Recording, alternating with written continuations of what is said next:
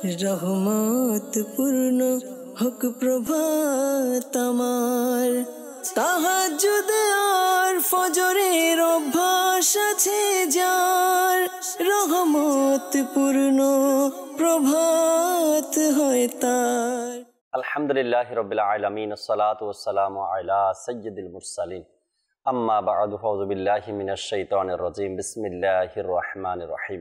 আসসালাতু ওয়াসসালামু আলাইকা ইয়া রাসূলুল্লাহ ওয়া আলা আলিকা ওয়া আসহাবিকা ইয়া হাবিবাল্লাহ। আসসালাতু ওয়াসসালামু আলাইকা ইয়া নবিয়াল্লাহ ওয়া আলা আলিকা ওয়া আসহাবিকা ইয়া নূরাল্লাহ। মাদানী চ্যানেলের দর্শক শ্রোতা, আলহামদুলিল্লাহ আবার উপস্থিত হয়েছে রহমতপূর্ণ প্রভাত অনুষ্ঠান নিয়ে। যে যেখান থেকে আমাদের অনুষ্ঠান দেখছেন, দূরে কিংবা কাছে, দেশে কিংবা প্রবাসে, সকল দর্শকে জানাই আন্তরিক মোবারকবাদ। আল্লাহ তাবারক ওয়া তাআলার অনেক বড় দয়া, অনেক বড় ইহসান।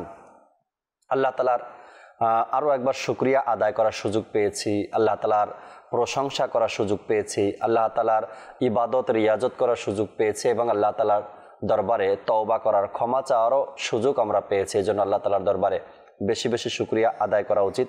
আল্লাহ তাআলা আমাদেরকে শুকরগুজার বান্দা হিসাবে কবুল করুক। দর্শক, রহমতপূর্ণ প্রভাত অনুষ্ঠানে আল্লাহ চাই আজকে কোরআনে পাকের তেলাওয়াত শুনবো, হামদে বারি তাআলা, নাতে রাসূলে মকবুল সাল্লাল্লাহু আলাইহি সাল্লাম। এর পাশাপাশি একটি বিষয় নিয়েছি আলোচনা করার জন্য, নেকির দাওয়াত দেওয়ার জন্য, ভালো কিছু কথা আপনাদের পর্যন্ত পৌঁছানোর জন্য ইনশাআল্লাহুল কারীম। অবশ্যই অনুষ্ঠানের সাথে থাকলে আজকের বিষয় থেকে অনেক কিছু আমাদের জানার আছে এবং শেখার আছে। নবী রাহমাত শফি উম্মত সাল্লাল্লাহু তাআলা আলাইহি ওয়াসাল্লামের আলিশান ফরমান, যে ব্যক্তি সকালে এবং সন্ধ্যায় আমার উপর 3 বার করে দুরূদ শরীফ পাঠ করবে, আল্লাহ তাবারক ওয়া তাআলা ওই ব্যক্তির ওই দিন ও রাতের গুনাহকে ক্ষমা করে দিবেন। সাল্লু আলাল হাবিব সাল্লাল্লাহু তাআলা আলা মুহাম্মদ সাল্লাল্লাহু তাআলা আলাইহি ওয়াসাল্লাম। দর্শক শ্রোতা, ভালো ভালো নিয়ত সহকারে আমরা অনুষ্ঠানের শুরুতে কোরআনে পাকের তেলাওয়াত শ্রবণ করব। আল্লাহ তাবারক ওয়া তাআলা কি ইরশাদ করেছেন কানজুল ঈমানে, এই আয়াতে পাকের তরজমায় কি এসেছে। এরপর আল্লাহ চাহে আজকের বিষয়ও জানাবো আপনাদেরকে, আর হামদে বারি তাআলাও শুনবো আমরা ইনশাআল্লাহ তাআলা। জি, আমাদেরকে কোরআনে পাকের তেলাওয়াত শুনিয়ে দেন। أعوذ بالله من الشيطان الرجيم. بسم الله الرحمن الرحيم. ليأكلوا من ثمره وما عملته أيديهم أفلا يشكرون. سبحان الذي خلق الأزواج كلها مما تنبت الأرض ومن أنفسهم ومما لا يعلمون. وآية لهم الليل نسلخ منه النهار فإذا هم مظلمون. صدق الله العظيم. সুবহানাল্লাহ, সুবহানাল্লাহ। আল্লাহ তাবারক ওয়া তাআলা আমাদের জন্য যে হুকুম আহকাম ইরশাদ করেছেন কোরআনে পাকের মধ্যে, আমরা যেন তা পালন করতে পারি। আল্লাহ তাআলার হুকুমগুলো মেনে পালন করে, শরীয়তের যে হুকুম রয়েছে এগুলো পালন করে আল্লাহ তাআলার নেক বান্দা হয়ে দুনিয়া থেকে যদি বিদায় নিতে পারি, তবে অবশ্যই আমাদের জন্য আল্লাহ তাআলার হুকুম পালনকারী বান্দা হিসাবে যে নিয়ামত দেওয়ার কথা, যে নিয়ামত পাওয়ার কথা, অবশ্যই আমরা সে নিয়ামত হাসরে অবশ্যই পাবো ইনশাআল্লাহ তাবারক ওয়া তাআলা। দর্শক, বর্তমান জমানা, বর্তমান সময় এমন এক পরিস্থিতির মধ্যে আমরা আছি, এমন একটা সময় আমরা অতিবাহিত করছি যেন আমরা ছোটবেলা থেকে যে শুনে আসছি, কাঁটাযুক্ত গাছ একটা আছে, এটার নাম বলা হয় মাদার গাছ। সম্ভবত কাঁটাওয়ালা কাঁটাযুক্ত গাছ মাদার গাছ বলা হয়। যদি কোনো ব্যক্তি বলে যে আমি মাদার গাছে উঠবো কিন্তু আমার গায়ে কাঁটা ঢুকবে না, এটা একটু অসম্ভব মনে হয়। যদিও হয়ে যায়, যদি চেষ্টা করে তবে পসিবল হতে পারে কাঁটাগুলো পরিষ্কার করে। কিন্তু বর্তমান সময় গুনাহ থেকে বাঁচা, গুনাহ থেকে তওবা করা এতটা কঠিন হয়ে পড়েছে আমাদের জন্য। কোনো ব্যক্তি চায় যে সে তওবা করবে, সে নেককার হবে, কিন্তু তার চতুর্পাশ থেকে তাকে ঘিরে ধরে যেন সে তওবা করতে না পারে, সে গুনাহ থেকে বাঁচতে না পারে। হয়তো আমি বাঁচার চেষ্টা করছি, আমার সন্তান পারছে না, আমার সন্তান চেষ্টা করছে, আমার পরিবারের অন্য সদস্যরা গুনাহ থেকে বাঁচতে পারতেছে না। অনেক কিছু ঘটতেছে বর্তমান সময়, এমন এক পরিবেশ, এমন এক পরিস্থিতির মধ্যে আমরা আছি, বসবাস করছি। এ কারণেই যে বিপদগুলো আমাদের কাছে আসছে, যে বিপদের সম্মুখীন আমরা হচ্ছি, যে জায়গায় আমরা যেভাবে অপমানিত হচ্ছি, যেভাবে আমাদের সম্মান নষ্ট হচ্ছে, এর পিছনে কারণ কি? এমনটা তো নয় কি আমাদের গুনাহের কারণেই আমরা লাঞ্ছিত, আমাদের গুনাহের কারণেই আমরা বঞ্চিত, আমাদের গুনাহের কারণেই আমরা বিপদযুক্ত, আমাদের গুনাহের কারণেই আজ আমরা অসহায়, এমনটা তো নয়। কোরআন হাদিস কি বলে ব্যাপারে জানবো আজকের অনুষ্ঠান থেকে ইনশাআল্লাহ তাবারক ওয়া তাআলা। এ সকল যদি আমাদের হাতের কামাই হয়, এ সকল যদি আমাদের উপার্জন হয়, এ সকল যদি আমাদের আমল নামার কারণেই এত বিপদ হয়, তবে এখনই সময় আমাদের গুনাহ থেকে তওবা করা। দর্শক, আজকের বিষয় এটাই রেখেছি, গুনাহ থেকে তওবা। আর গুনাহের ক্ষতি কি রয়েছে তাও জানার চেষ্টা করব, তওবার কি ফজিলত রয়েছে তাও জানার চেষ্টা করব। প্রতিনিয়ত আমাদের কাছে যে আযাব আসতেছে, বিপদ আসতেছে, এগুলো কেন আসতেছে তাও আমরা জানার চেষ্টা করব। হয়তো আপনি বলতে পারেন যে ভারসাম্য রক্ষা করতে পারছে না, বা লোড নিতে পারছে না ঢাকার জমিন, বা দেশের যাই আপনি বলতে পারেন না কেন, বাংলাদেশের প্লেট বা মায়ানমারের প্লেট, যাই আপনি বলেন না কেন, অনেক সান্ত্বনাই আপনি নিজেকে দিতে পারবেন বা মানুষকে দিতে পারবেন। কিন্তু কোরআন কি বলে এ ব্যাপারে? কোরআন কি বলছে এ সম্পর্কে? সবকিছু তো আমাদের হাতের কামাই না, সবকিছু তো আমাদের গুনাহের কারণে নয়। এটাও একবার চিন্তা করা উচিত। আজ ইনশাআল্লাহ তাবারক ওয়া তাআলা এই সকল বিষয়গুলো নিয়ে বিস্তারিত আলোচনা শোনার করার আমরা চেষ্টা করব। মিরাজ ভাই আছেন ইনশাআল্লাহ তাআলা, মিরাজ ভাই থেকে আজকের এই সুন্দর টপিক নিয়ে কিছু আলোচনা শুনবো। এর আগে চাচ্ছি মোবারক ভাই আমাদের সাথে আছেন, একটি হামদে বারি তাআলা আমরা শুনি অনুষ্ঠানে। এরপর দর্শক যে বিষয় নিয়েছে নিয়ে আলোচনা করবেন ইনশাআল্লাহ তাআলা। জি হুজুর। আল্লাহু আল্লাহ আল্লাহু আল্লাহ আল্লাহু আল্লাহ আল্লাহু আল্লাহ আল্লাহু আল্লাহ আল্লাহু আল্লাহ। দেখতে চায় হৃদয় তোমায় সুবহানাহু, করে জিকির শোবে আল্লাহু আল্লাহু। দেখতে চায় হৃদয় তোমায় সুবহানাহু, করে জিকির শোবে আল্লাহু আল্লাহু। ভুলিনি ভুলবো না খোদা তোমায় কবু, ভুলিনি ভুলবো না খোদা তোমায় কবু। মনে প্রাণে খোদা, মনে প্রাণে খোদা, তুমি তুমি শুধু আল্লাহু আল্লাহু আল্লাহু আল্লাহু আল্লাহু আল্লাহু আল্লাহু আল্লাহু আল্লাহু আল্লাহু আল্লাহু আল্লাহু। বাগানে গগনে আলোচনা তোমার, প্রভাতে নিশীতে আলোচনা তোমার। বাগানে গগনে আলোচনা তোমার, প্রভাতে নিশীতে আলোচনা তোমার। তুমি একক অদ্বিতীয় অনন্ত অসীম, তুমি একক অদ্বিতীয় অনন্ত অসীম। তমনে অংশীদার, তমনে অংশীদার জাল্লা জালালুহু। আল্লাহু আল্লাহু আল্লাহু আল্লাহু আল্লাহু আল্লাহু আল্লাহু আল্লাহু আল্লাহু আল্লাহু আল্লাহু আল্লাহু। সারা পৃথিবী চাই তোমায় পেতে শুধু, সারা পৃথিবী চাই তোমায় পেতে শুধু, আমরা তোমারি বান্দা হে সুবহানাহু, আমরা তোমারি বান্দা হে সুবহানাহু।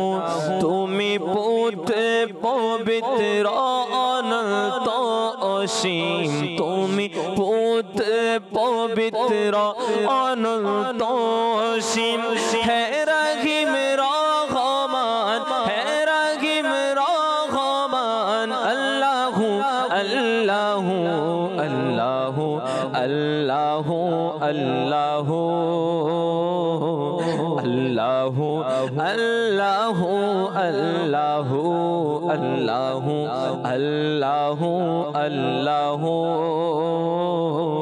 আল্লাহু আল্লাহু আল্লাহু আল্লাহু আল্লাহু আল্লাহু আল্লাহু আল্লাহু। সুবহানাল্লাহ সুবহানাল্লাহ। রহমতপূর্ণ প্রভাত অনুষ্ঠানে আল্লাহ তাবারক ওয়া তাআলার প্রশংসামূলক কালাম, জিকির, হামদ। সুবহানাল্লাহ। হৃদয়ের প্রশান্তি যেখানে আমরা খুঁজি, সেই প্রশান্তির জায়গাই হলো মাদানী চ্যানেল। কারণ এই মাদানী চ্যানেলের মাধ্যমে আমি ঘরে বসে আল্লাহ তাআলার প্রশংসা, আল্লাহ তাআলার জিকির করা সেই সুযোগ পেয়েছি। আল্লাহ তাবারক ওয়া তাআলা আমাদেরকে সবসময় মাদানী চ্যানেলের সাথে থাকার তৌফিক দান করুক। দর্শক, গুনাহ থেকে তওবা, মিরাজ ভাই যেহেতু সাথে আছেন, কিছু আলোচনা শুরুতে মিরাজ ভাই থেকে শুনি আমরা, গুনাহ থেকে তওবা। এরপরে ইনশাআল্লাহ তাআলা নাতে রাসূল মকবুল সাল্লাল্লাহু আলাইহি সাল্লাম শুনবো, আপনাদের কলগুলো নেওয়ার চেষ্টা করব। মিরাজ ভাই, শুনলেন আজকের বিষয় গুনাহ থেকে তওবা। আলহামদুলিল্লাহ, খুবই গুরুত্বপূর্ণ একটি বিষয় বর্তমান সময়ে। আমরা যদি একটু জাকির ভাই জি আমাদের অবস্থানকে যদি আমরা একটু পর্যবেক্ষণ করি, এমন একটা সময় ছিল আমাদের পূর্বে যে মানুষ গুনাহ করার ক্ষেত্রে অনেক সময় যে কেউ মাআযাল্লাহ জিনার কথা বলেন, বিভিন্ন যে মাআযাল্লাহ অপকর্ম আছে এগুলো করার জন্য অনেক দূরে যেতে হতো। আমরা যদি আমাদের সময়কে যদি দেখি যে এখন গুনাহ করার জন্য কি করতে হয় না, পরিশ্রম করতে হয় না, খুব সহজেই কি আমাদের হাতের নাগালেই কি সকল কি রয়েছে গুনাহের মাধ্যম। জি, আর এই যে আপনি যে বিষয়টা পূর্বে তুলে ধরলেন যে আমরা এখন বর্তমান যে আমাদের প্রেক্ষাপট, আমরা অনেক সময় বিভিন্ন উদাহরণ যে অনেক কি হওয়ার কারণে বেশি আপনার বিল্ডিং ইমারত হওয়ার কারণে কি এটা আপনার ভূমিকম্প হবে, এগুলো কিন্তু আমাদের সোর্স চিন্তা ভাবনা এটা অনেক সময় আসে না, বা শয়তান ভুলিয়ে দেয় যেগুলো হওয়ার কারণ কিন্তু হাদিসে তৈবার মধ্যে স্পষ্ট রয়েছে যে গুনাহ বেড়ে যাওয়ার মাধ্যমে কিন্তু আল্লাহ পাক জমিনের আযাব দেন, এমন আযাবগুলো দিয়ে থাকে।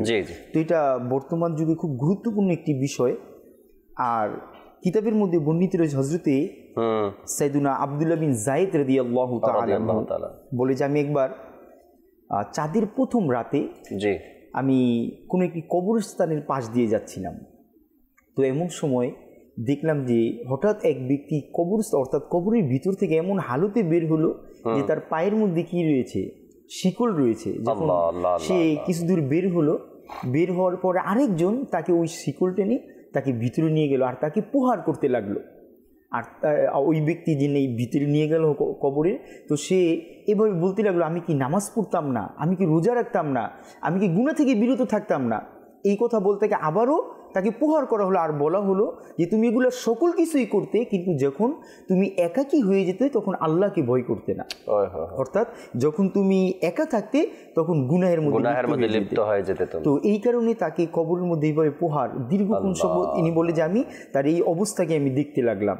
তো এই ঘটনা থেকে আমরা এটা জানতে পারলাম যে আপনার গোপন গুনাহ যে বর্তমান যুগে আমরা যদি আমরা বাহির থেকে গুনাহ তো হুজুর গুনাই, জি জি, সেটা প্রকাশ্যে করুক আর অপ্রকাশ্যে করুক, গোপনে করুক, গুনাহ তো গুনাই। যেটা গুনাহ সাব্যস্ত করা হয়েছে সেটাকে আপনি কোনোভাবেই তো না করতে পারতেছেন না। আপনি প্রকাশ্যে করছেন, হয়তো মানুষ বলবে দেখো মানুষটার লজ্জা শরম নেই, তাই না? আপনি গোপনে করছেন, মানুষ দেখছেন, আল্লাহ তো দেখছে। কিন্তু যদি বাজারে যদি আমরা আমাদের অবস্থানকে দেখি, এখন তো বর্তমান সময়ে আপনার নামাজ বলেন, অনেকে তো ইবাদতের দিক থেকে কি আলহামদুলিল্লাহ অগ্রসর হয়ে থাকে, কিন্তু আপনার গোপন গুনাহ থেকে বর্তমানে বাঁচা আমাদের জন্য অনেক কষ্টকর হয়ে গেছে। নিঃসন্দেহে এই বিষয়ে এলিম থাকা, যেটা সকল দিক থেকে চাকরি হতে পারে। অনেক সময় বাহির থেকে দেখতে তো আমাদেরকে পরেশগার বা মুত্তাকি মনে হয়, কিন্তু আমাদের ভিতরগত অবস্থা বেশি ভালো নয়। একবার হযরতে আব্দুল্লাহ ইবনে আব্বাস রাদিয়াল্লাহু তাআলা আনহু এর মুবারক সময়ে কিছু লোক আপনার হজের উদ্দেশ্যে বের হলো। আর যখন হজের উদ্দেশ্যে বের হলো, যার সারাংশটা এমন ছিল যে যখন সাফা মারওয়াতে সাই করতেছে ওই অবস্থায় একজন যারা কাফেলার সাথে একজনের মৃত্যু হয়ে গেল। যখন উপস্থিত লোকেরা তার জন্য কবর খনন করার জন্য বলা হলো, কবর খনন করলো, কিন্তু ওই কবর বন্ধ হয়ে গেল। তার জন্য আবারও দ্বিতীয় একটি কবর খনন করা হলো, ওই কবরটাও বন্ধ হয়ে গেল। যখন এই বিষয়ে সাইয়্যিদ ইবনে আব্বাস রাদিয়াল্লাহু তাআলা এর নিকট এই মাসালা নিয়ে যাওয়া হলো যে তার এমন কোন বিষয় রয়েছে যার কারণে অর্থাৎ কবর থেকে গ্রহণ করতে চাচ্ছে না, অথচ তার মৃত্যুটা কত পবিত্র হালতে। যদি আমাদের সময় কেউ সিজদা অবস্থায় মৃত্যুবরণ করে, কেউ সাফা মারোয়া সাই করা অবস্থায় কারো মৃত্যু হয়ে যায়, তো আমরা তো নিঃসন্দেহে যে আলহামদুলিল্লাহ আল্লাহ তাকে মনে কবুল করছে, সে জান্নাতি হয়ে গেছে, অথচ তার সাফা মারোয়া সাইর সময় কি তার মৃত্যু হয়। কিন্তু এই অবস্থা যখন সাইয়্যিদ ইবনে আব্বাস রাদিয়াল্লাহু তাআলা এর দরবারে উপস্থাপন করা হয়, তখন বলা হয় যে তার এমন কোনো গুনাহ ছিল তার পরিবার বলতে পারবে, অর্থাৎ কি গোপন গুনাহ, যার কারণে তার এই হালত। যখন তাকে ওই অবস্থায় কি তার দাফনের কাজ সমাপ্ত করা হলো, যখন তার হজের কাজ সম্পূর্ণ করে তার বাড়িতে আসলো, আসার পরে তার পরিবারের কাছে জিজ্ঞাসা করলো যে তার এমন কোন বদ আমল ছিল যার কারণে তার এই হালত হলো। তখন তার পরিবার বলল যে তার এমন কোনো বদ আমলের কথা তো আমাদের মনে নেই, তবে একটি বদ আমল আমি কয়েকবার তাকে নিষেধ করেছিলাম, আর তা হলো সে সবজির ব্যবসা করত। সে যখন মানুষকে কি দিত, সবজি দিয়ে দিত, তখন অনেক সময় এটার মধ্যে মাটি লেগে থাকতো, সে মাটির সাথে ওই সবজির সাথে একসাথে ওজন করে দিয়ে দিত। আল্লাহু আকবার। এমন হতে পারে যে তার পরিবারের বক্তব্যটা এমন ছিল, হয়তো আল্লাহ পাক তার এই গোপন যে অসন্তুষ্টিমূলক কাজ ছিল, হয়তো আল্লাহ পাক এর জন্য তার উপর নারাজ হয়ে গেছে। তো এইভাবে আমরা যদি আমাদের দিকে দেখি, বর্তমান যুগে জাকির ভাই আমরা কোন দিকে, যদি ব্যবসার দিকে বলেন, এক থেকে এক আপনার কিভাবে মানুষকে ঠকানো যায়, ধোকা দেওয়া যায় মানুষকে বিভিন্নভাবে, অর্থাৎ আপনি কোনো দিক থেকে কি, অর্থাৎ নিজের ফায়দার জন্য আরেকজন মরে যাক, আমরা এই বিষয়ে কি করি না, পরোয়া করি না, অথচ আমরা ওই সময় ভুলে যাই যে অবশ্যই এর প্রতিদান দেওয়ার মতো একজন আছে। অবশ্যই আল্লাহ পাকের দরবারে আমি গোপনভাবে করি বা প্রকাশ্য করি, একজন দেখার মতো আল্লাহ, আল্লাহ ওই মহান সত্তা যিনি আপনার আমার চোখের ভিতরের যে গোপন গুনাহ এই সম্বন্ধে আল্লাহ তাআলা অবগত রয়েছে, আমাদের হৃদয়ের মধ্যে যে গুনাহ এই গুনাহ সম্বন্ধে আল্লাহ তাআলা অবগত রয়েছে। তো আমি যে হালত, অর্থাৎ বিভিন্ন সময় ব্যবসা বাণিজ্যের কাজে হোক, হাদিসে পাকে তো স্পষ্ট রয়েছে, যখন মানুষ কেনা বেচার মধ্যে কি করবে, কারচুপি করবে, তখন কিন্তু আল্লাহ পাক তাদের প্রতি গজব নাজিল করবে।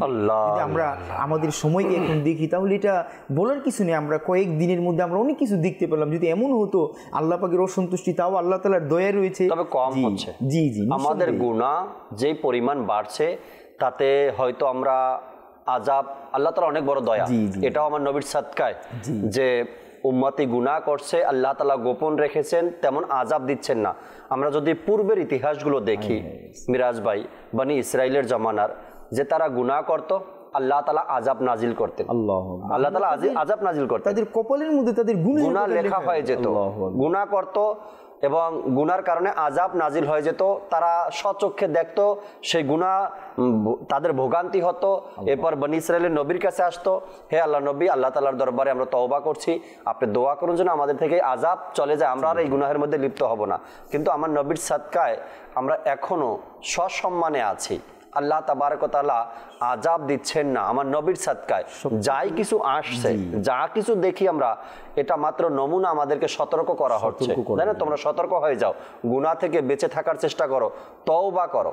চমৎকার কিছু কথা মিরাজ ভাই থেকে আমরা শুনলাম গুনাহ থেকে তওবার ব্যাপারে। গুনাহ যেটা আল্লাহ তাআলার নাফরমানিমূলক কাজ, আর তওবা আল্লাহ তাআলাকে রাজি করানোর জন্য। এখন একজন মানুষ হিসাবে, একজন মুসলমান হিসাবে, একজন মুমিন হিসাবে আপনার বিবেক কি বলে? গুনাহ করা নাকি তওবা করা? গুনাহ করা আল্লাহ তাআলাকে অসন্তুষ্টি করা, তওবা করা আল্লাহকে রাজি করা, খুশি করা, তাই না? আল্লাহ পাক পবিত্র কোরআনে মাজিদের মধ্যে অসংখ্য জায়গায় আল্লাহ তাআলা ইরশাদ করে যে আল্লাহ পাক তওবাকারীদেরকে আল্লাহ তাআলা কি করে? ভালোবাসে, আল্লাহ তাআলা পছন্দ করে। এবং তওবা বলা হয় যে তওবাকারী এমন তার জন্য কোনো গুনাহ নেই। আল্লাহু আকবার। আমাদের প্রিয় নবী সাল্লাল্লাহু আলাইহি ওয়াসাল্লাম সহিহ মুসলিমের মধ্যে আছে যে আল্লাহ রাসূল সাল্লাল্লাহু আলাইহি ওয়াসাল্লাম প্রতিদিন 100 বার ইস্তিগফার পাঠ করতেন। আল্লাহু আকবার। অপর এক রাওয়াতে সহিহ বুখারীর মধ্যে আছে নবী সাল্লাল্লাহু আলাইহি ওয়াসাল্লাম প্রতিদিন 70 বার ইস্তেগফার পাঠ জি জি, নবী আলাইহিস সালাতু ওয়াস সালামদের এই ইস্তেগফারকে গুনাহ থেকে তওবা করেছেন, এটা যেন আমরা মাথায় না নিই আর এই ধোঁকায় যেন আমরা পড়ে না যাই। নবী রাসূলরা যারা আমার নবী সাল্লাল্লাহু আলাইহি সাল্লাম সহ অন্যান্য আম্বিয়া ইকরাম যারা ইস্তেগফার করেছেন সেটা উম্মতের ক্ষমার জন্য, তাই না? উম্মতের গুনাহ ক্ষমার জন্য তারা ইস্তেগফার করতেন আল্লাহ তাআলার দরবারে। আলোচনা শুনছি দর্শক শ্রোতা, গুনাহ থেকে তওবা। গুনাহ, এই হাত, আপনার এই হাত যে কত গুনাহের সাক্ষী এটা কি আপনি জানেন? আপনার এই চোখ কত গুনাহের সাক্ষী জানেন আপনি? আপনার এই জবান কত গুনাহের সাক্ষী? আপনার এই কান কত গুনাহের সাক্ষী? আপনার এই পা কত গুনাহের সাক্ষী? কাল কিয়ামতের ময়দানে আপনার অঙ্গসমূহ আল্লাহ তাআলার দরবারে গুনাহের সাক্ষী দেবে। এই হাত বলবে মাওলা আমাকে দিয়ে পাপের কাজ করিয়েছে, এই পা বলবে মাওলা আমাকে দিয়ে গুনাহের কাজ করিয়েছে, এই চোখ বলবে মাওলা আমাকে দিয়ে গুনাহের কাজ করিয়েছে। অর্থাৎ চোখ দিয়ে আপনি দেখছেন গুনাহ, কান বলবে আল্লাহ আমাকে দিয়ে সে গুনাহের কথা শুনেছে। এই আপনার অঙ্গসমূহ যার আপনি এত সুন্দর যত্ন নেন, যার ব্যাপারে আপনি এত সতর্ক, যার ব্যাপারে আপনি এত কেয়ারফুল, এই অঙ্গসমূহ কাল কিয়ামতের ময়দানে আপনার বিরুদ্ধে আল্লাহ তাআলার দরবারে সাক্ষী দেবে, মাওলা আমার দ্বারা সে এই গুনাহ করেছে। এই জন্য তওবা এ তো রবের দরবারে করবেন, কোনো দুনিয়ার ব্যক্তির কাছে তওবা করছেন না আপনি। দুনিয়ার ব্যক্তির কাছে তো ক্ষমা চাওয়া হয়, আপনি ক্ষমা চান তার কাছে, তার সাথে বেয়াদবি করছেন, ভুল করছেন, ক্ষমা চান। কিন্তু তওবা যেটা, এটাও ক্ষমা চাওয়া, তওবা রবের দরবারে হয়। আর যে রবের দরবারে তওবা করতে লজ্জা করে সে মুমিন কিভাবে হতে পারে? মুমিনের খাসলাত, মুমিনের অভ্যাস, মুমিনের চরিত্রের মধ্যে তো এটাই, উঠতে বসতে চলতে ফিরতে সে তওবা করবে। আর যদি কোনো ব্যক্তি তওবা করতে কৃপণতা করে, তওবা করতে লজ্জা পায়, অনেক সময় আমরা শুনি যে মোবারক ভাই অনেক সময় অনেকের ব্যাপারে এভাবে এলানিয়াত তওবা করার কথা বলা হয়, তখন সে লজ্জা পায়, তওবা না করার জন্য সে চেষ্টা করে। উদাহরণস্বরূপ আমি সুন্নাতে বারা বয়ানে দাঁড়ালাম, আমার এমন জায়গাতে বয়ান করতে করতে এমন এক জায়গাতে আমার এমন মিস্টেক হয়ে গেল যার কারণে কুফর হয়ে গেছে। পাশ থেকে কোনো মোবাইলিকে দাওয়াত ইসলামী আলিমে দিন আমাকে চিরকুট দিল, লেখা একটা টোকেন দিল যে ভাই আপনি যে শব্দটা বলছেন এই শব্দটা কুফর ছিল, আপনার যেভাবে সবার সামনে কুফর করছেন আপনি সবার সামনে এটা ইসলাহ করে নেন, তওবা করেন না। জাকিবুল্লাহ শাইখে তরিকাত আমির আহলে সুন্নাত প্রতিনিয়ত আমাদেরকে শিক্ষা দেয়। এখন যদি ওই মুহূর্তে কোনো ব্যক্তি আয় বায় সায় করে, ডানে বামে মোরামুরি করে যে এই কথাটা তো এমন হবে, এই কথাটা তো এভাবে বলছি আমি, এখানে কুফর হওয়ার কোনো চান্স নেই, তো এই অমুক আলিম এটা বলছে, অমুক আলিম এভাবে দেখছে, যখন দেখবেন কোনো ব্যক্তি তওবা করতে গিয়ে মোরামুরি অর্থাৎ ঘোরাঘুরি করতে চায়, ডানে বামে মোড়াতে চায়, মনে করবেন যে তার অন্তরে তওবার ব্যাপারে কোনো বিদ্বেষ আছে। কারণ কি, আপনি তওবা করলে, আচ্ছা এটা কুফর হয়নি, কোনো ব্যক্তি ভুলে বলছে, আপনি তওবা করে তারপরে আপনি সমাধান নেন, অসুবিধা তো নেই। তওবা করতে থাকা, যেটা একটু আগে মিরাজ ভাই বলেন, নবী করিম সাল্লাল্লাহু আলাইহি সাল্লাম হায়াতে মোবারকার মধ্যে প্রতিদিন 70 বার করে ইস্তেগফার করেছেন। কেন করেছেন? উম্মতকে শিক্ষা দিয়েছেন। তো আমরা যদি আমার রবের দরবারে গুনাহ হয়নি, কোনো গুনাহ করিনি, আমি রবের দরবারে তওবা করতে অসুবিধা কোথায়?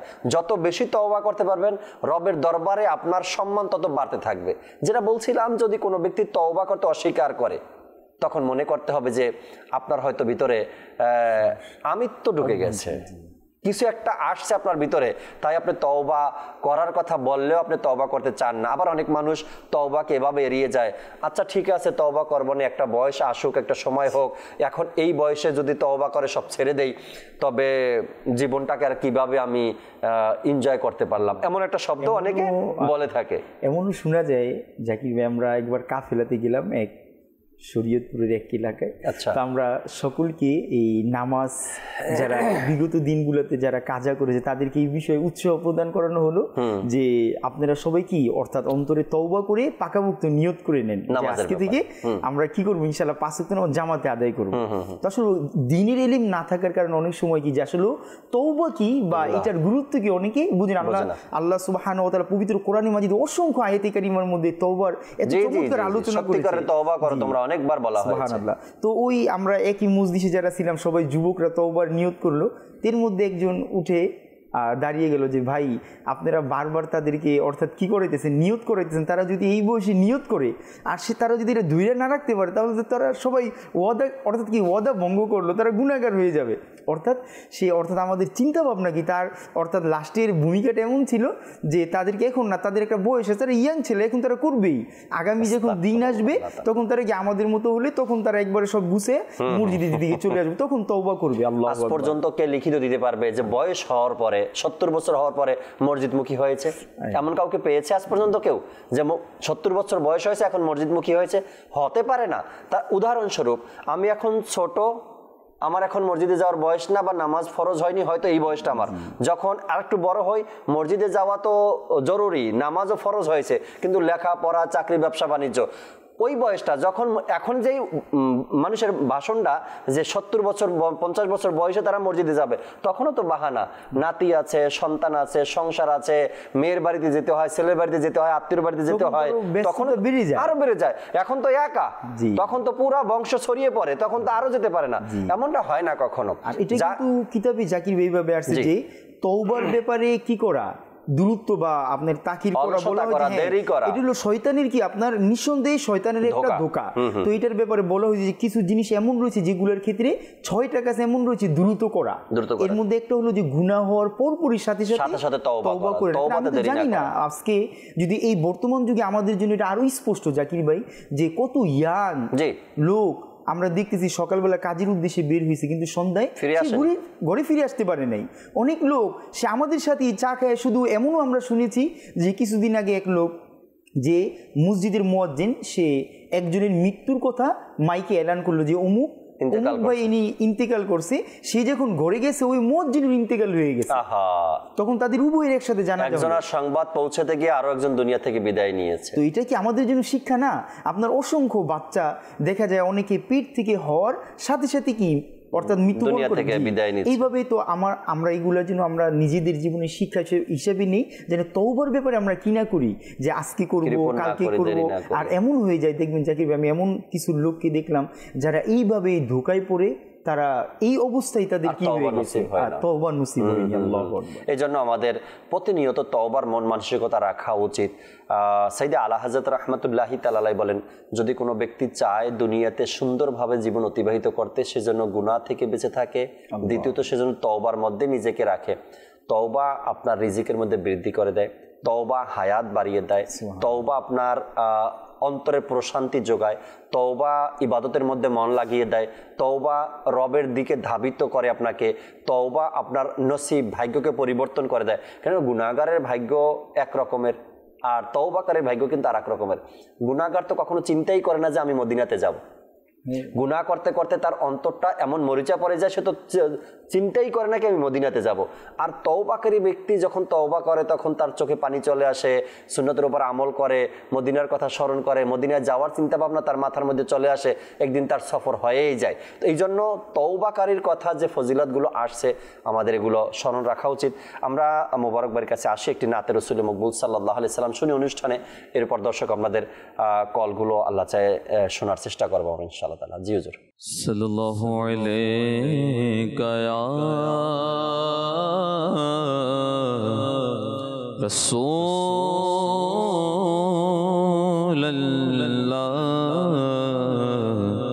ওয়া সাল্লাম আলাইকা ইয়া হাবিবাল্লাহ। फिर के गली गली तबाह ठोकर सबकी खाए क्यों, दिल को जो अक्ल दे खुदा तेरे गली से जाए क्यों। सल्लल्लाहु अलैका या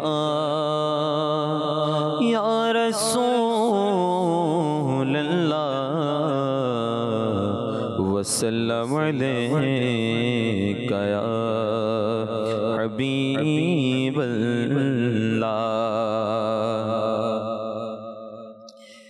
কবে দেখব তোমায় হে রাসূল, কবে ধন্য হবে আখি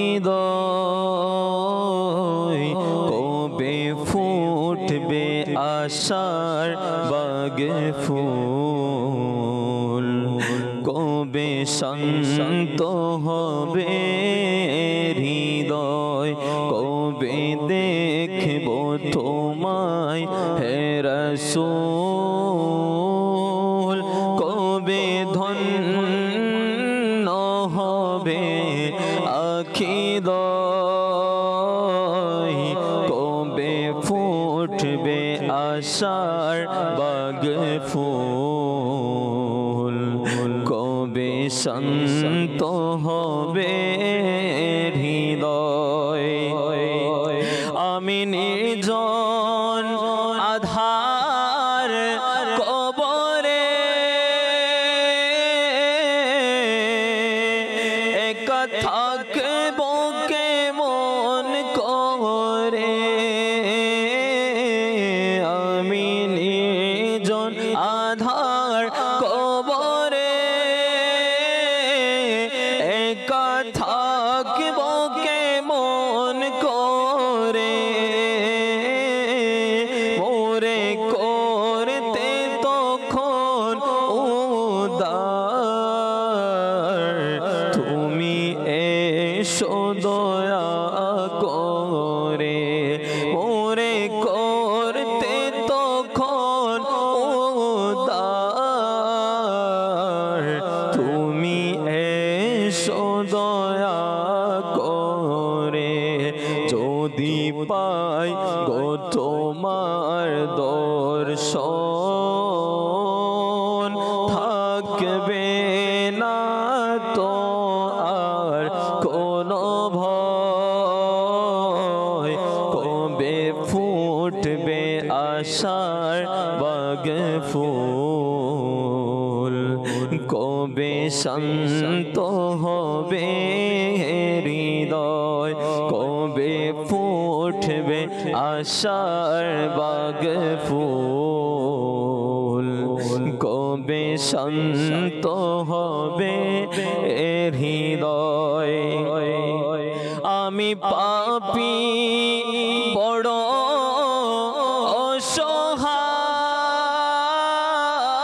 অসহায় তুমি বিনে আমি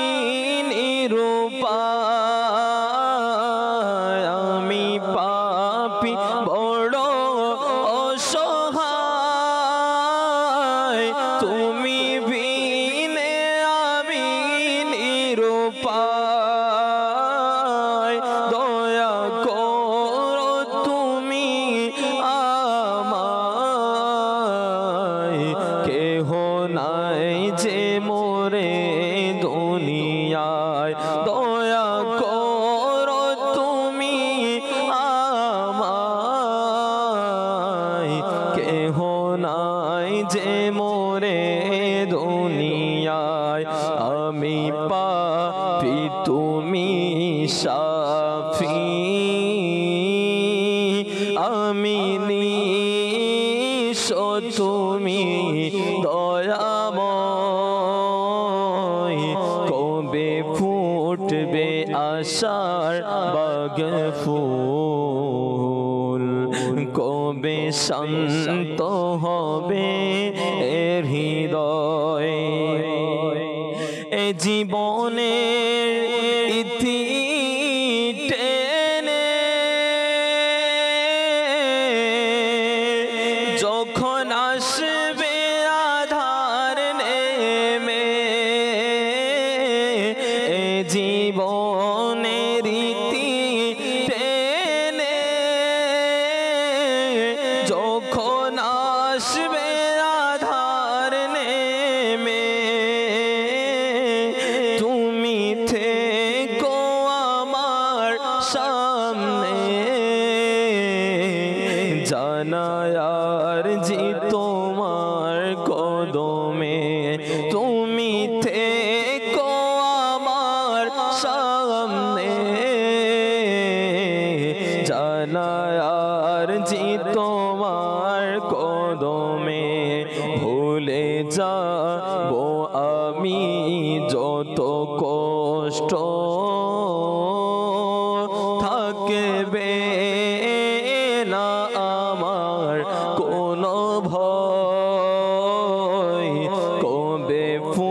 ফুটবে আশার বাগ ফুল, কবে শান্ত হবে হৃদয়, কবে দেখব তোমায় হে রাসূল,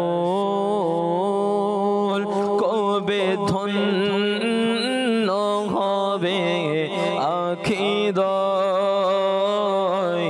কবে ফুটবে আশার বাগ ফুল, কবে শান্ত হবে হৃদয়, মহাবিপদে সগে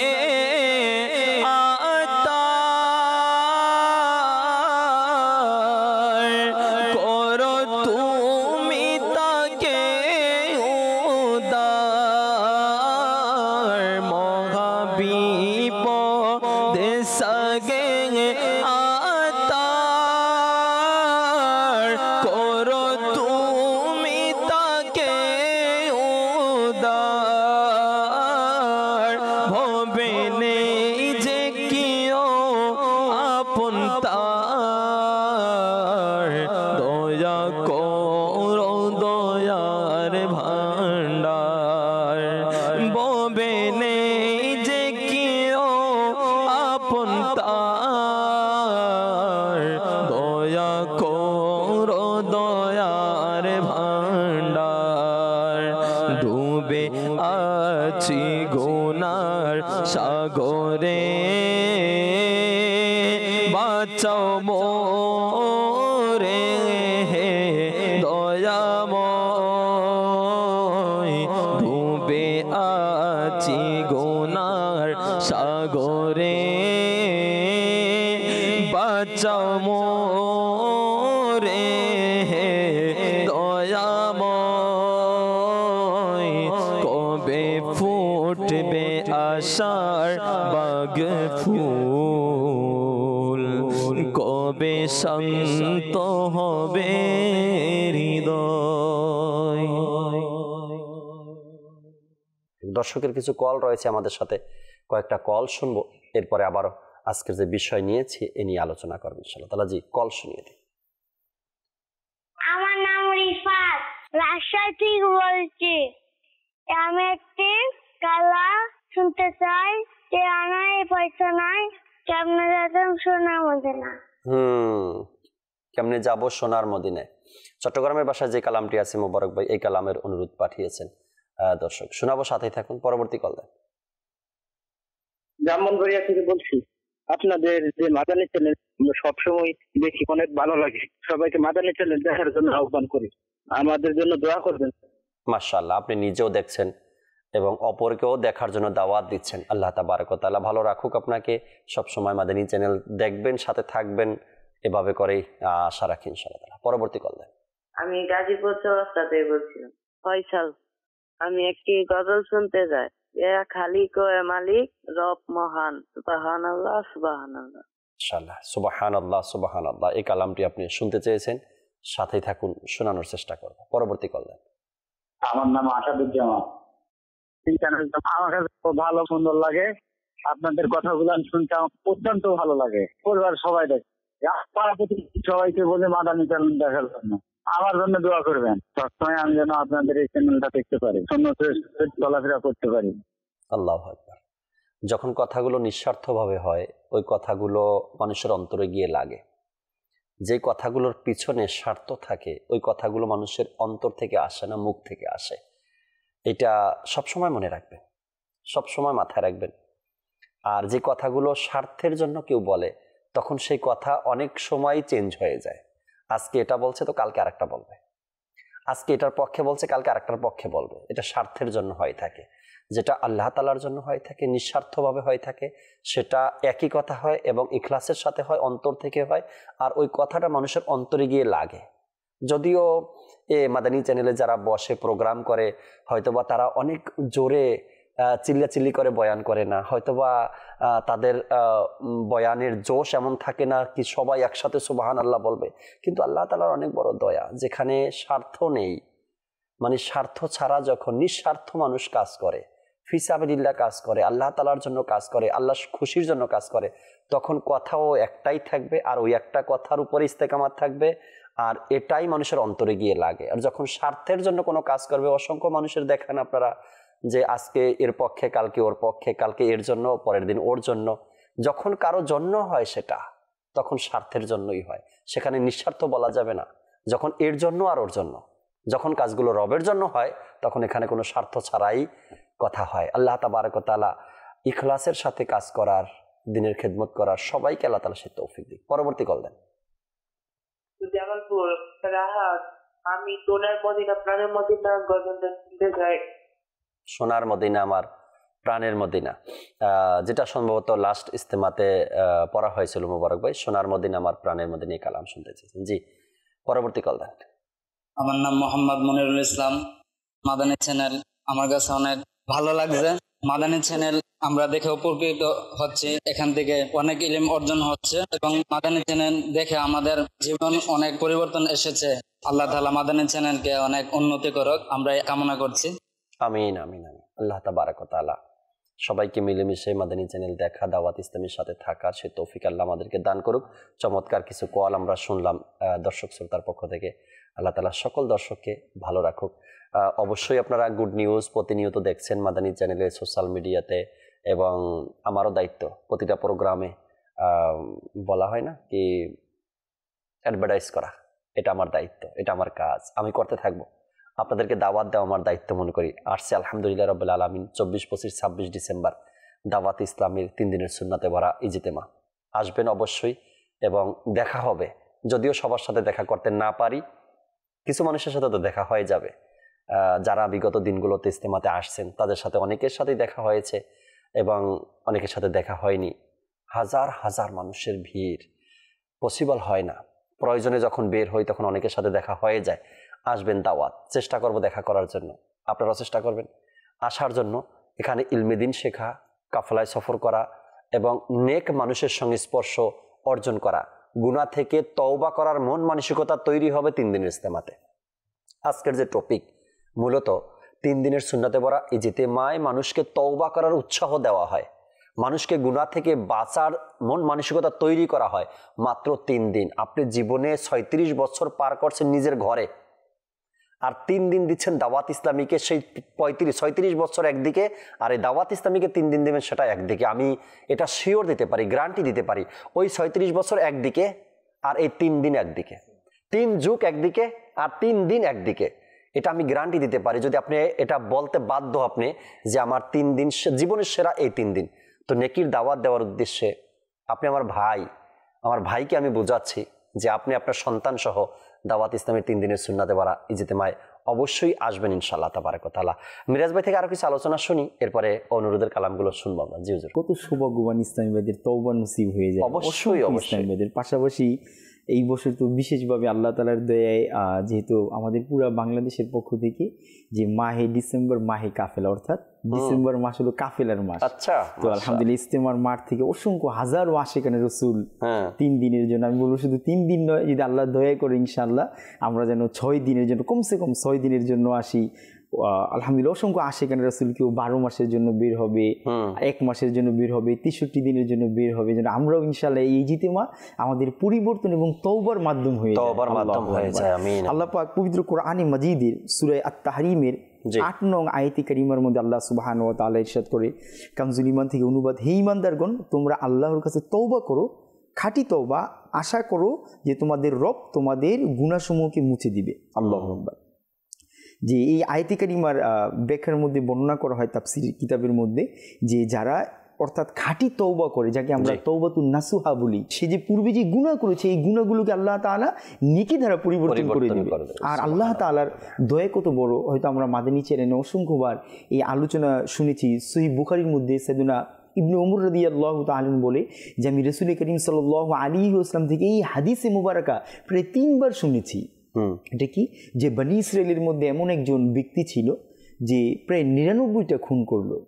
তো যে আসলে তওবা আল্লাহ তাআলার বারগাহে বান্দাকে কতটা উত্তম বানিয়ে দেয়, কতটা আল্লাহ তাআলার প্রিয় হওয়ার মাধ্যম হয়ে যায় তওবা। তো সে যখন এতগুলো আপনার কি করলো, খুন করলো, প্রায় 99টা খুন করলো। তো করার পরে তার অন্তরে অনুশোচনা আসে। আসলে জাকির ভাই তওবা কি? আমাদের এটাও যেমন হয়তো আমরা অনেকে তওবার কথা বলে আস্তাগফিরুল্লাহ তওবা তওবা কেউ কানে ধরে, আমরা অনেক সময় মনে করি যেটি মনে হয় তওবা, বা আমরা একটা ফর্মালিটি আদায় করার চেষ্টা করি। আসলে তওবা হলো যে নিজের পূর্বের যে গুনাহগুলো রয়েছে এগুলোর প্রতি অনুশোচনা করা, এবং এটার ব্যাপারে পরিপূর্ণ যে বিগত দিনে যেগুলো হয়েছে আগামীতে আর আমার দ্বারা এগুলো না হয় এই বিষয়ে নিজের অন্তরে পরিপূর্ণভাবে অনুশোচনা রাখা, অনুতপ্ত হওয়া যে আমি আল্লাহ তাআলার দীর্ঘদিন নাফরমানি করেছি। তো বনী ইসরাইলের লোক যিনি প্রায় ৯৯টা খুন করার পরে তার অন্তরে অনুশোচনা সৃষ্টি হলো, রে আমি এত আল্লাহ তাআলার নাফরমানি করলাম, এত মানুষকে আমি হত্যা করলাম। এরপরে সে একজন অন্য ধর্মের একজন লোকের কাছে গেল, তো যে বললো যে আমার জন্য কি তওবার কোনো দরজা রয়েছে কিনা, আমি চাইলে ফিরে আসতে পারবো কিনা, আল্লাহ আমাকে ক্ষমা করবি কিনা। তখন সে বলতে লাগলো তুমি এত বড় গুনাহগার, তোমাকে কিভাবে ক্ষমা হবে তোমার। সে তাকে অর্থাৎ উৎসাহিত করলো না, তাকে নিরাশ করে দিল। সে তখন নিজে এই চিন্তা করতে লাগলো যে যেহেতু ৯৯টা হচ্ছে ক্ষমা পাওয়াই যাবে না, তাহলে তাকে বাঁচিয়ে রাখা কোনো লাভ নাই। তাকেও করলো সেঞ্চুরি পূরণ হয়ে গেল। তো তার পুনরায় আবার তার অন্তরে অনুশোচনা হলো যে আমি আবারও তওবা, অর্থাৎ আমি তো চাচ্ছিলাম যে আমি পরিবর্তন হয়ে যাব, যার সারাংশটা হাদিসে পাকের এমন। তো অতঃপর সে আবারও একজন মুসলমান তার নিকট গেল যারা ঈমান রাখে আল্লাহ তাআলার প্রতি। তো তার কাছে গিয়ে নিজের এই বিষয়কে বলতে লাগলো যে আমি তওবা করতে চাই, ফিরে আসতে চাই নিজের গুনাহের থেকে। তো তাকে বলা হলো যে তুমি অমুক শহরে চলে যাও, অমুক শহরে একজন কি রয়েছে, আল্লাহওয়ালা ব্যক্তি রয়েছে। তখন সে তার উদ্দেশ্যে রওনা হয়ে গেল। আর যেতে যেতে যখন ওই আল্লাহওয়ালা এর বাড়ির মধ্যবর্তী অবস্থায়, যেখান থেকে রওনা হলো, মধ্যবর্তী অবস্থায় এসে তার ওইখানে অসুস্থ অবস্থায় তার মৃত্যু হয়ে যায়। তো হওয়ার পরে ফেরেশতারা আযাবের দিকে, আবার জান্নাতি ফেরেশতারা জান্নাতের দিকে নিয়ে যাওয়ার জন্য কি চেষ্টা চালাচ্ছে। তো এমন সময় আল্লাহ পাকের পক্ষ থেকে এই ফায়সালা হলো যে তোমরা ওই ব্যক্তি যেইখান থেকে উদ্দেশ্য নিয়ে, অর্থাৎ তওবার উদ্দেশ্য নিয়ে রওনা হয়েছে, তখন কি তোমরা ওই জায়গাকে কি করো, মাপ দেও যে তার যদি হুজুর যিনি, অর্থাৎ যিনি আল্লাহওয়ালা ব্যক্তি, তার বাড়ির দিকে যদি বেশি হয় তাহলে সে ক্ষমাপ্রাপ্ত, তাকে জান্নাতি ঘোষণা করা হবে। আর যদি ওই দিক থেকে কম হয়, অর্থাৎ কি সে আসার দিক থেকে বেশি হয়, তাহলে সে জাহান্নামী। তখন আল্লাহ পাক অগ্রসরের রাস্তা, যেটা অগ্রগামীর রাস্তা যদি কম হয় তবে সে ধাবিত ছিল তওবার দিকে, মাফ করে দেওয়া হবে। আর যদি যেখান থেকে রওনা করছে যেই বরাবর সে এসে মারা গেছে, যদি এইটা বেশি কম হয় তবে সে আগের জায়গাতে থেকে গেল। তো আল্লাহ পাক কুদরতি ভাবে কিতাবের মধ্যে আসছে যে আল্লাহ তার দিক জমিনকে হুকুম করলেন, যে আল্লাহ জমিনকে সংকুচিত করে দিল, সুবহানাল্লাহ।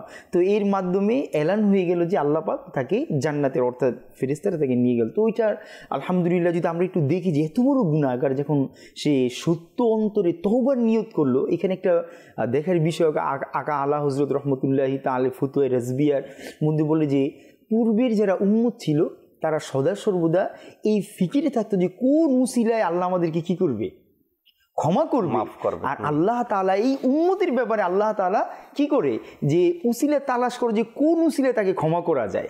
আল্লাহু আকবার। তো আল্লাহ তাআলার দয়া অসীম যে আল্লাহ তাবারক ওয়া তাআলা তওবার ব্যাপার, জি আজকে তো বিষয় নিয়েছি গুনাহ থেকে তওবা। তওবার ব্যাপারটা আল্লাহ তাবারক ওয়া তাআলা কোরআনে পাকের অসংখ্য জায়গায় তওবার বিভিন্নভাবে আল্লাহ তাআলা ইরশাদ করেছেন। যদি বান্দা তওবা না করে তবে এটা বান্দার জন্য বদনসিব। যদি কোরআনের ভালোবাসা অন্তরে থাকে তবে তওবা তো বান্দার উপরে অপরিহার্য। কয়েকটা আয়াতে কারিমার তর্জমা দর্শককে শোনাতে চাই, এরপর অনুরোধের কালামগুলো শুনবেন ইনশাআল্লাহ তাআলা। মিরাজ ভাই থেকে শেষ কিছু আলোচনাও শোনার চেষ্টা করব। সূরা নূর আয়াত নাম্বার 31-এর মধ্যে আল্লাহ তাআলা বলেন, হে মুমিনগণ, তোমরা সবাই আল্লাহর কাছে তওবা করো যাতে তোমরা সফলতা লাভ করতে পারো। তওবা করতে বলছেন আল্লাহ তাআলার দরবারে, আর সফলতা যদি পেতে চায় মুমিনরা তবে যেন তারা তওবা করে। এরপরে একটু আগে মিরাজ ভাই যে আয়াতে কারিমা বলেন সূরা আত-তাহরিমের আয়াত নম্বর 8, আল্লাহ বলছেন, হে মুমিনগণ, আল্লাহর কাছে খাঁটি তওবা করো। সূরা বাকারা আয়াত নম্বর 222, এর মধ্যে আল্লাহ তাআলা ইরশাদ করছেন, নিশ্চয়ই আল্লাহ তওবাকারীদেরকে পছন্দ করেন। এখানে বলা হয়েছে সূরা বাকারার মধ্যে আল্লাহ তওবাকারীদেরকে পছন্দ করেন। সূরা জুমার মধ্যে বলা হয়েছে 53 নম্বর আয়াতে, হে আমার বান্দাগণ, যারা নিজেদের উপর জুলুম করেছ আল্লাহর রহমত থেকে নিরাশ হইও না, নিশ্চয়ই আল্লাহ সব গুনাহ ক্ষমা করেন, তিনি ক্ষমাশীল।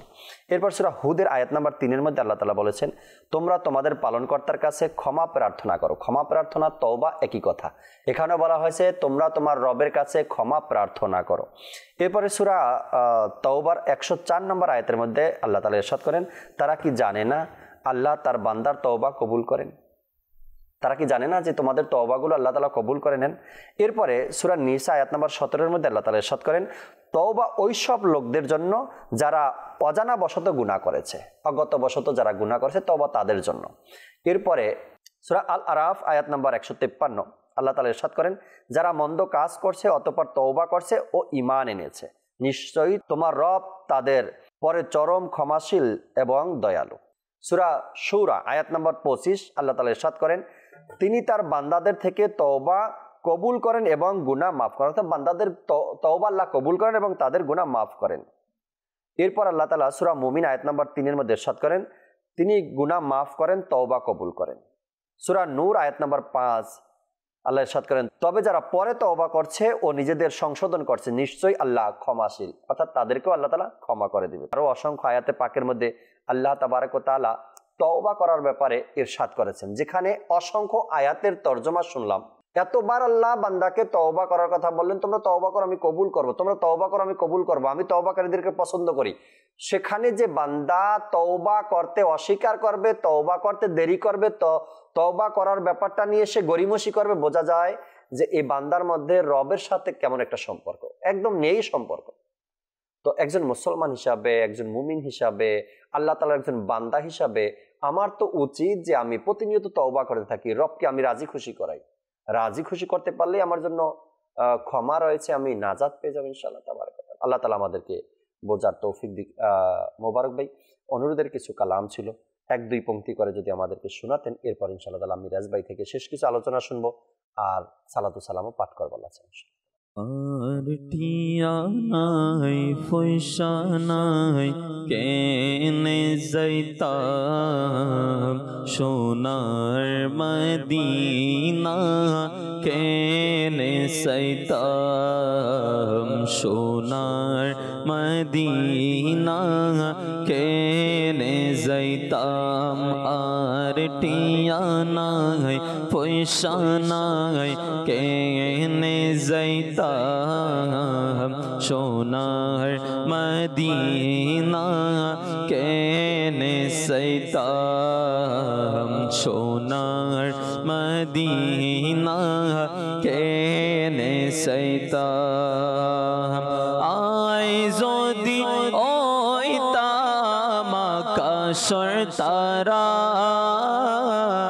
আয় যদি ওইতাম আকাশের তারা, সাই থাকতাম মদিনা মনোয়ারা, সাই থাকতাম মদিনা মনোয়ারা।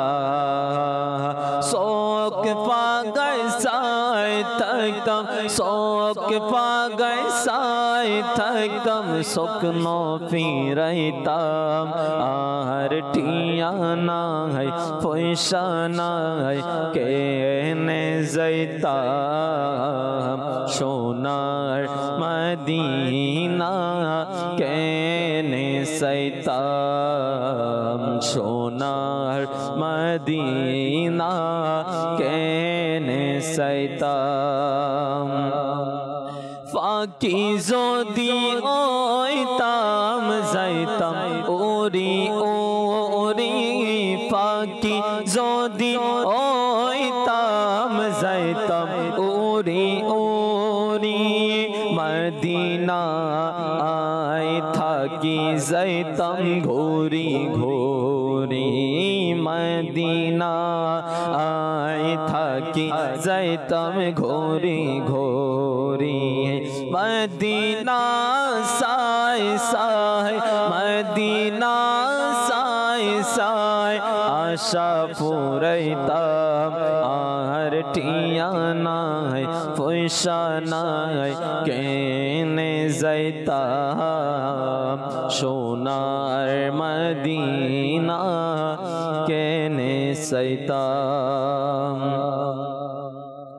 সোনার মদিনা আমার প্রাণের মদিনা, সোনার মদিনা আমার প্রাণের মদিনা, সোনার মদিনা আমার প্রাণের মদিনা, সোনার মদিনা আমার প্রাণের মদিনা ও মদিনা আমায় ডাকো না মদিনা আমায় ডাকো না সোনার মদিনা আমার মনের বাসনা সোনার মদিনা আমার প্রাণের মদিনা সোনার মদিনা আমার প্রাণের মদিনা মদিনার শীতল হাওয়া পেতে মন আমার চাই একবারে ছোঁয়া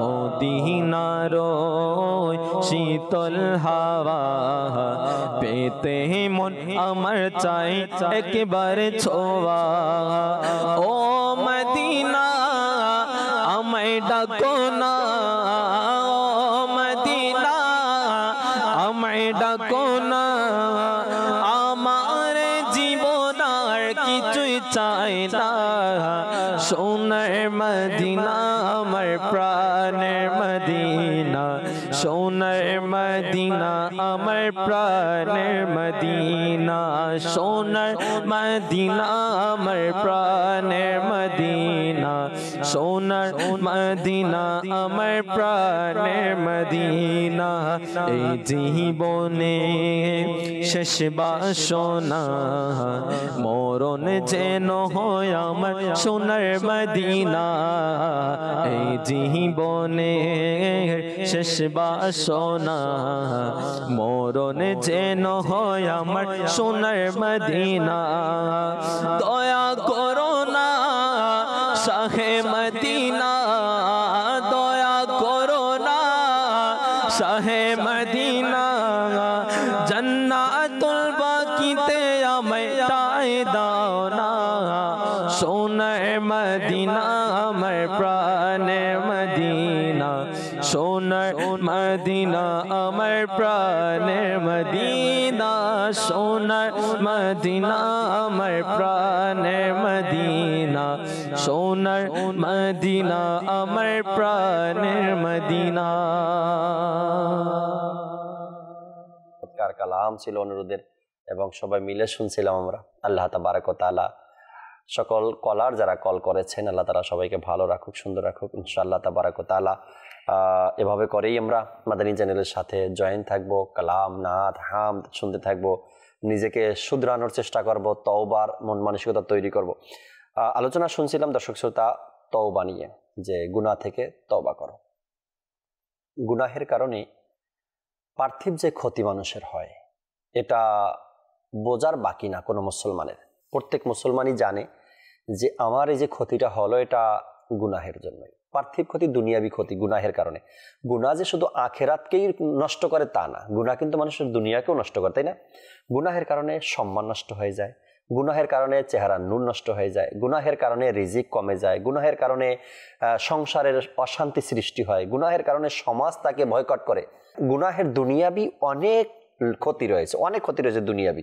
হয়তো আমরা মনে করি গুনাহ মানে আখেরাতেরই শুধু ক্ষতি, না, দুনিয়াবি অসংখ্য ক্ষতি গুনাহের কারণে। একটা দিন আসবে এমন এই গুনাহ আপনাকে সমাজে বেইজ্জতি করে ছাড়বে, তাই না? এই গুনাহ আপনাকে সমাজে বেইজ্জতি করে ছাড়বে।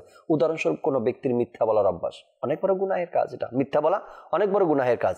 আপনি মিথ্যা বলতে বলতে এমন একটা সময় আসবে আপনি বিপদে পড়ে মানুষকে বলবেন তো মানুষ বলবে মিথ্যা বলছে, তাই না? আচ্ছা, একটা সময় আসবে আপনাকে নিয়ে মানুষ ঠাট্টা মশকরা করবে, আচ্ছা ওই লোক ওর তো 100 কথার মধ্যে 99টাই মিথ্যা।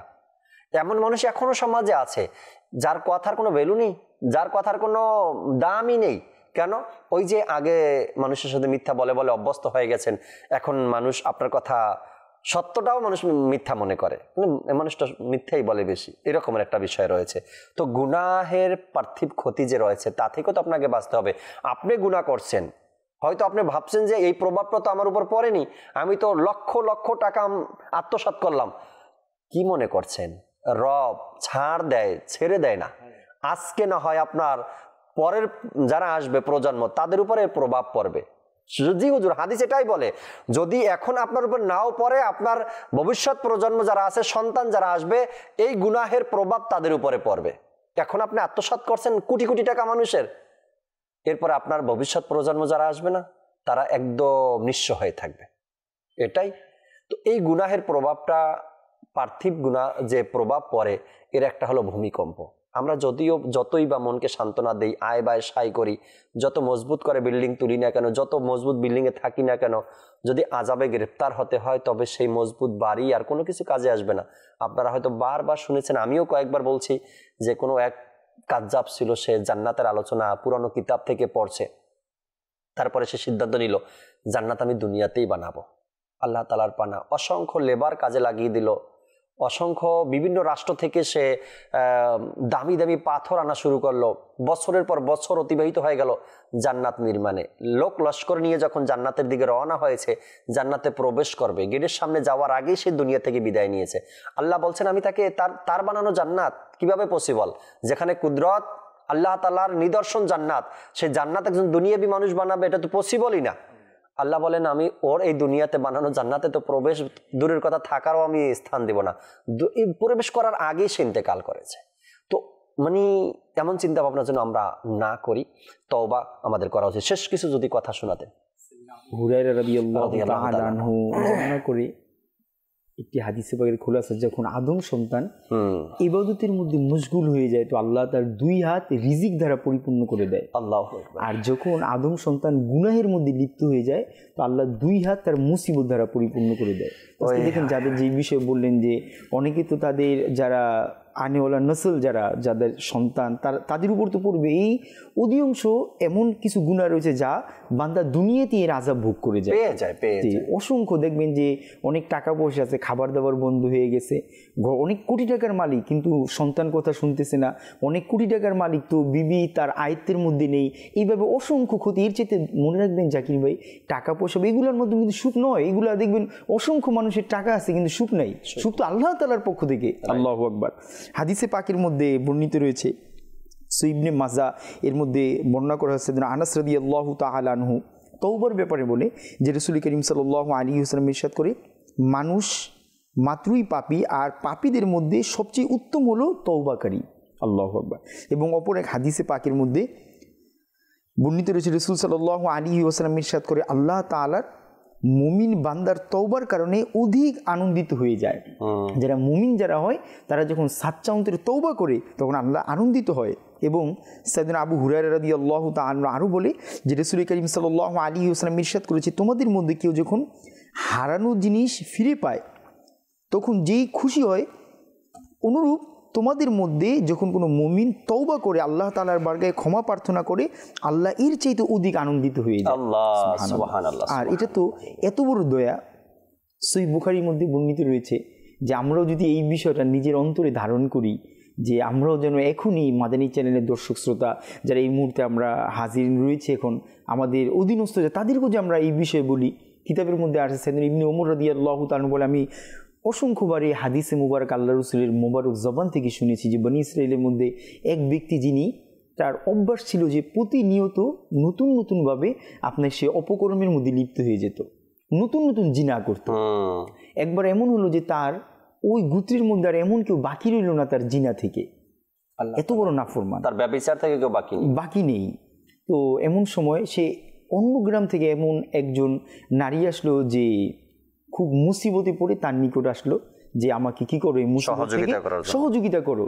তখন সে বললো যে আমি করতে পারি, একটা শর্ত আছে, যদি আমাকে ব্যভিচার অপকর্ম করতে দেওয়া হয়। তখন যেহেতু সে মুসিবতে ছিল, তো সে এটাকে কবুল করে নিল যে আমি কি করলাম, আমি আপনার শর্তে রাজি আছি। তখন যেহেতু মানুষের অভ্যাসই এটা যে আমরা কেউ যখন আমাদের প্রতি ইহসান করে, আমরাও কি করি, এটা মানুষ জন্ম সৃষ্টি থেকেই কি এই আলামত মানুষের। তো তখন উনি তো আপনার মুসলিম হয়ে কি হয়ে গেল, রাজি হয়ে গেল।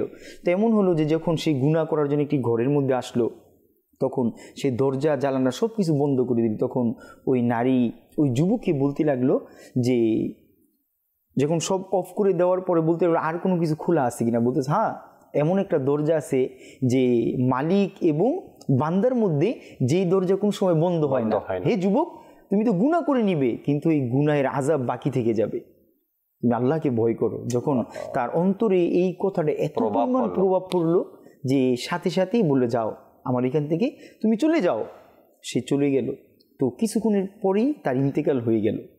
যখন ওই লোকেরা অর্থাৎ ওই গোত্রের লোকেরা সবাই জানতে পারলো যে অমুক জালিম বেবিচার সে ইন্তিকাল করছে, তো লোকেরা অর্থাৎ সবাইকে তাকে দেখার জন্য আসলো, কিন্তু তার ঘরের যে দরজা ছিল খুব চমৎকারভাবে আল্লাহ তাআলা কুদরতিভাবে ক্ষুধাইকৃতভাবে আল্লাহ পাক লিখে দিল যে ওই যুবক শেষ মুহূর্তে তওবা তার সকল গুনার ক্ষমার কারণ হয়ে গেছে। আল্লাহ আল্লাহ আল্লাহ আল্লাহ আল্লাহ। তো তার ওই মুহূর্তটা আল্লাহু আকবার, যেন আল্লাহ তাআলা আমাদের এটা ছিল তার ভাগ্যের উপরে।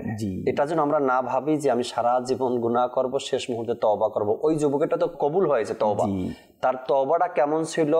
তওবাতুন নসুহা ছিল, সাচ্চা তওবা ছিল, পাক্কা তওবা ছিল। এখন আমার শেষ মুহূর্তে কি আমি ওই তওবাটা করতে পারবো? ওই অনুশোচনা আসবে, আমি জানি না আমার শেষ মুহূর্তে তওবা কবুল হবে কিনা। তাই তওবা, গুনাহ, এখন থেকে গুনাহ ছেড়ে দেওয়া, তওবা করতে থাকা। দর্শককে বলবো আজকের যে বিষয় ছিল গুনাহ থেকে তওবা করা, এর উপরে আরও আপনারা স্টাডি করতে পারেন, আরও পড়তে পারেন, অধ্যয়ন করতে পারেন। মাকতাবাতুল মদিনায় অসংখ্য কিতাব রয়েছে আমাদের শুধু গুনাহ থেকে বাঁচা, গুনাহ থেকে তওবা করা বা তওবার ফজিলত বা গুনাহের ক্ষতি, এসব বিষয়ে অনেকগুলো রিসালা মাকতাবাতুল মদিনায় রয়েছে। আমাদের ওয়েবসাইটেও পাবেন, আপনারা এখান থেকে অধ্যয়ন করুন, ইনশাআল্লাহ তাআলা নিজেকে গুনাহ থেকে বাঁচান। দর্শক, আগামী পর্বগুলোতে আবারও নতুন নতুন বিষয় নিয়ে আলোচনা করার বসার চেষ্টা করবেন ইনশাআল্লাহ তাবারাক ওয়া তাআলা। সে পর্যন্ত মাদানী চ্যানেলের সাথেই থাকুন। আসুন আমরা আজ যেখানে আছি দাঁড়িয়ে সালাতু সালাম পাঠ করি। হে মদিনার শ্রেষ্ঠ বাদশাহ আসসালাতু ওয়াসসালাম, হে মদিনার শ্রেষ্ঠ বাদশাহ আসসালাতু ওয়াসসালাম। আরশে আযম মেরে তারকা আসসালাতু ওয়াসসালাম, হে মদিনার শ্রেষ্ঠ বাদশাহ আসসালাতু আসসালাম। বলে তুমি ধরাইলে রব্বি হাবলি উম্মতি, বলে তুমি ধরাইলে রব্বি হাবলি উম্মতি, বলে তুমি ধরাইলে রব্বি হাবলি উম্মতি, বলে তুমি ধরাইলে রব্বি হাবলি উম্মতি। ক্ষমা পেল উম্মতেরা, ক্ষমা পেল উম্মতেরা, আসসালাতু ওয়াসসালাম, হে মদিনার শ্রেষ্ঠ বাদশাহ আসসালাতু ওয়াসসালাম, হে মদিনার শ্রেষ্ঠ বাদশাহ আসসালাতু। আমি এমন সুন্নি জামিল কাদেরি মরার পরে, আমি এমন সুন্নি জামিল কাদেরি মরার পরে, আমি এমন সুন্নি জামিল কাদেরি মরার পরে, আমি এমন সুন্নি জামিল কাদেরি মরার পরে, দেখো আমার বলবে আকা, দেখো আমার বলবে আকা, আসসালাতু ওয়াসসালাম, হে মদিনার শ্রেষ্ঠ বাদশাহ আসসালাতু ওয়াসসালাম, হে মদিনার শ্রেষ্ঠ বাদশাহ আসসালাতু ওয়াসসালাম। আরশে আযম মেরে তারকা আসসালাতু ওয়াসসালাম, হে মদিনার শ্রেষ্ঠ বাদশাহ আসসালাতু ওয়াসসালাম। আসসালাতু ওয়াসসালামু আলাইকা ইয়া রাসূলুল্লাহ, আসসালাতু ওয়াসসালামু আলাইকা ইয়া হাবিবাল্লাহ, সুবহানাকা আল্লাহুম্মা ওয়া বিহামদিকা লা ইলাহা ইল্লা আনতা আস্তাগফিরুকা ওয়া আতুবু ইলাইক, সুবহানাকা আল্লাহুম্মা ওয়া বিহামদিকা লা ইলাহা ইল্লা আনতা আস্তাগফিরুকা ওয়া আতুবু ইলাইক, সুবহানাকা আল্লাহুম্মা ওয়া বিহামদিকা লা ইলাহা ইল্লা আনতা আস্তাগফিরুকা ওয়া আতুবু ইলাইক। আসসালাতু ওয়াসসালামু আলাইকা ইয়া নবিয়াল্লাহ ওয়া আলা আলিকা ওয়া আসহাবিকা ইয়া নূরাল্লাহ লা ইলাহা ইল্লাল্লাহু মুহাম্মাদুর রাসূলুল্লাহ সাল্লাল্লাহু তাআলা আলাইহি ওয়াসাল্লাম। রহমত পূর্ণ হোক প্রভাত আমার, তাহাজ্জুদ আর ফজরের অভ্যাস আছে যার, রহমত পূর্ণ প্রভাত হয় তার।